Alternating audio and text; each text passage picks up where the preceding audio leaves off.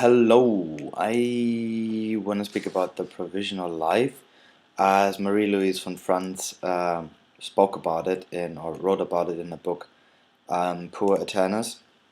And she actually was a Jungian analyst and worked closely together with C.G. Jung and Zarek.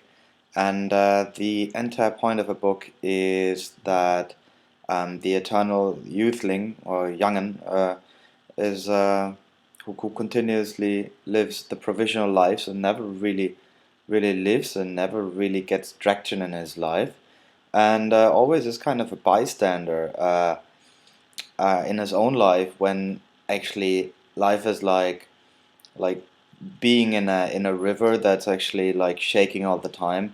And of course, you're being driven by outside forces, but at the same time, you do have some influence that you can exert, and where you actually have a chance to steer the boat into the right direction or the direction you actually wanted to go, and to have like an impact and influence, and not only be driven.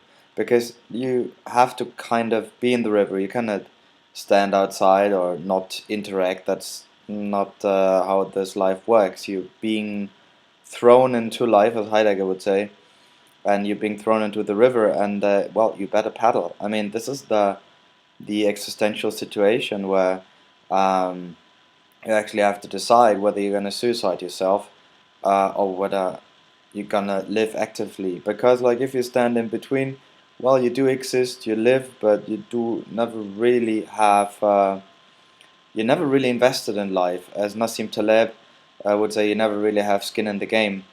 Um, so yes, and mostly why do people not live the provisional life and do never really play it with full stakes and never really invested? It's mostly because people are afraid, and yeah, and so they and I did it myself. Like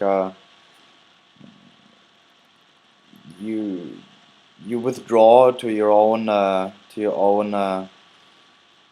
self. You don't go out. You find excuses. You rationalize things. Why don't you do it? And I mean, if you start like this, you always find a reason. I always did find reasons. Why not to speak to that girl, or why not to take this opportunity? Why not to go out to the gym?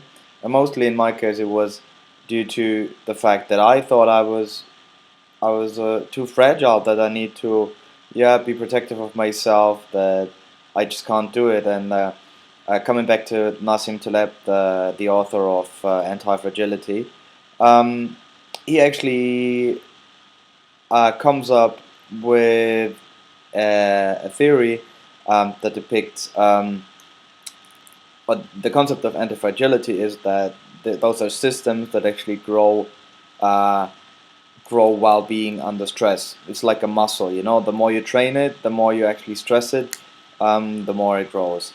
And life is also like this in a way.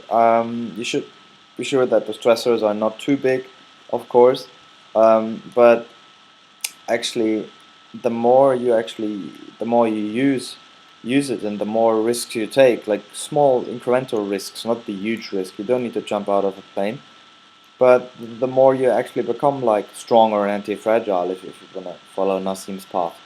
Um, and it definitely has its perks. I call it patina, like a leather shoe that in the very beginning has is is a commodity, and there are like many others that look alike.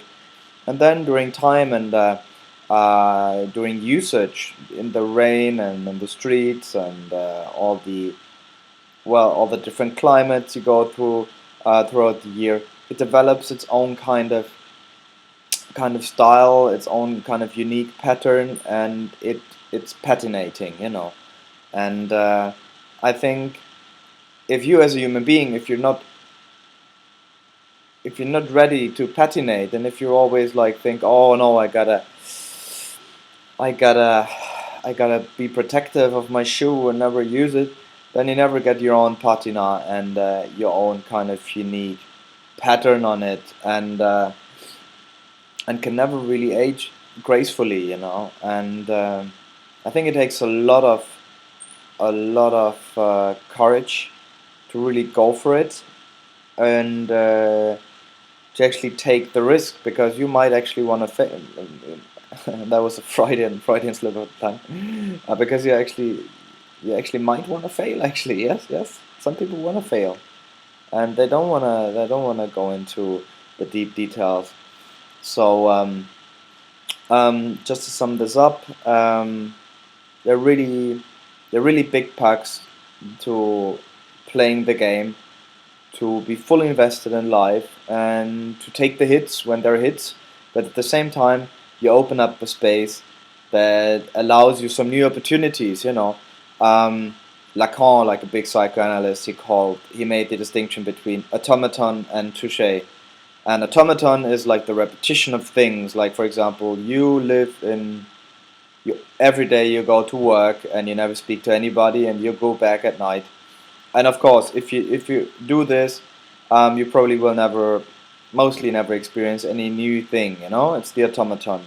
Whereas the touche is when you actually give it a possibility, or give life a possibility that actually brings something new, that there emerges a crack that lets in a new experience, an unforeseen experience. And there are many different names for it. Some people call it touche. Um, some other, yeah, I don't know. Lacan also calls it the real, in a way. Um, yeah, and this opens up cracks, and it takes courage, because like this is something we don't know, we're afraid of mostly. And it opens up new spaces, but we don't know what's gonna happen. And so this is kind of the biggest adventure.